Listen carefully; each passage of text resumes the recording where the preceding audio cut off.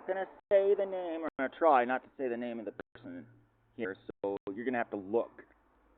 Okay, you're going to have to look at your screen to see who we're talking about. All right.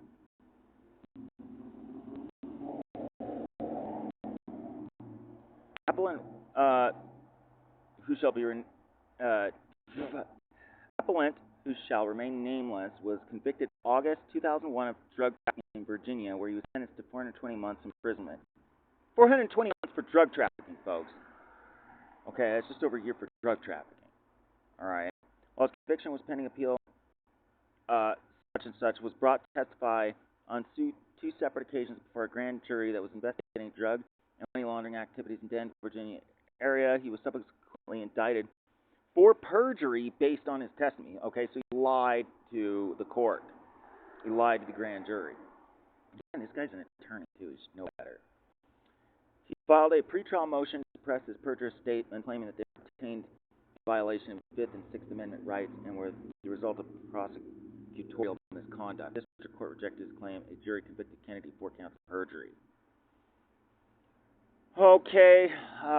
Yeah, and he tried to use the Fifth and Sixth Amendment to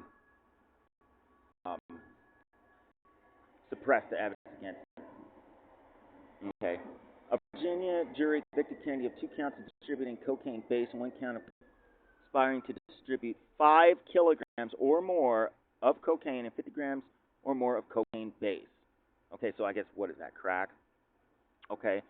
This person filed a notice of appeal from his conviction on January 23rd, 2002. Okay. All right, I want to kind of skip down a little bit. Let's see. The focus of the grand jury investigation according to the United States was to probe drug trafficking and money laundering offenses in Danville, Virginia area. The specific purpose of this guy's appearance was to elicit information about other individuals dealing drugs in Danville. Okay, he was a supplier. He was supplying drugs to people. Okay, and about certain land transaction in which Kennedy was involved. Okay, so that's money laundering, massive money laundering. Okay, according to the United States, this dude was not a target of the investigation. Most claims that he notified this person's attorney, Christopher Kalasidik, whatever, that Kennedy would, that this dude would appear before a grand jury on February 19th. This person, his attorney, did not show up for the proceeding. However, Kennedy disputes whether Mott ever notified this person of the grand jury appearance. He tried to get out of this on a loophole, but it's pretty clear that this guy was supplying large amounts of drugs to dealers and laundering the money. Okay, Detective Thomas Merckx, the Danville Police Department, D.L. Nicholson, the Pennsylvania County Sheriff's Office, was present in the interview, yada yada goes on. Now, this is where they did violate his rights. They said Mott informed the dude he could refuse to discuss other matters for which he had not been convicted, but but he told him that he was compelled, that he had no right to refuse to answer questions involving stuff that he's already been convicted of. That's not true. That's false. Okay. However, he still committed these crimes and was convicted. Okay, let's see. After Mott's departure, Kennedy the dude told the remaining officers that he would never talk about his connections for the jury and that he would just pull his 35 years. Okay, so he's claiming, never talk, just do the time. The officers did not give the dude any Miranda warnings, but continued to question him about who he dealt with during the course of further interrogation. Kennedy identified a number of individuals whom he had bought drugs, to whom he had sold drugs, or to whom he conducted land deals. Discussion according to Merckx.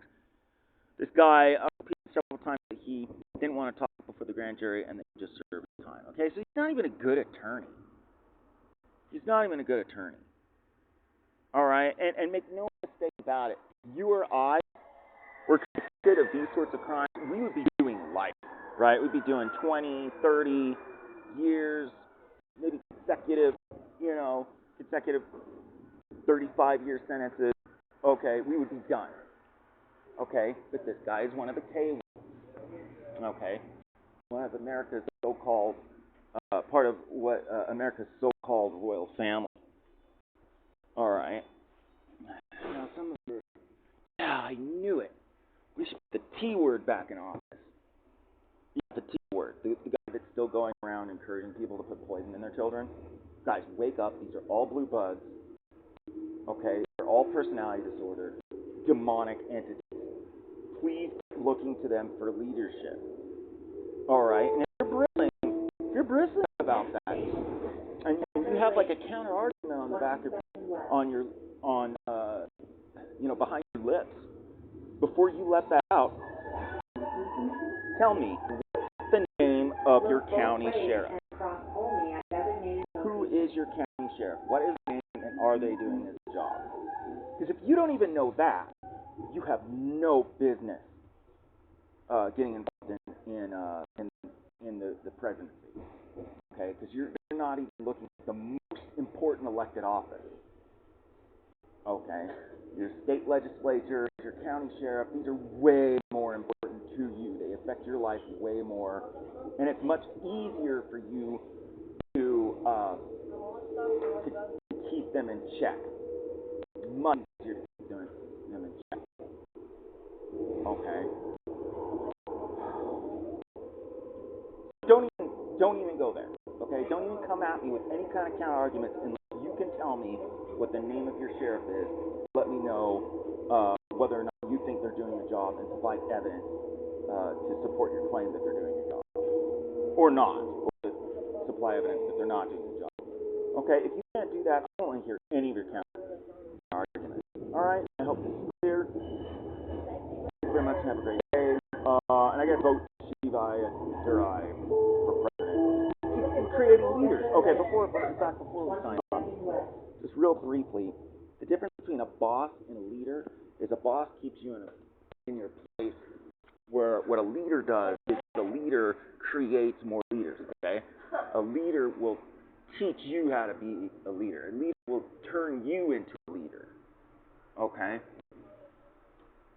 where these narcissistic butt boys, like the T word and the K word people, they're just a bunch of psychopathic narcissistic control freaks. Okay, they're not even real humans. They're not even real people. They're inauthentic. Okay, inauthentic. They have no true sense of self.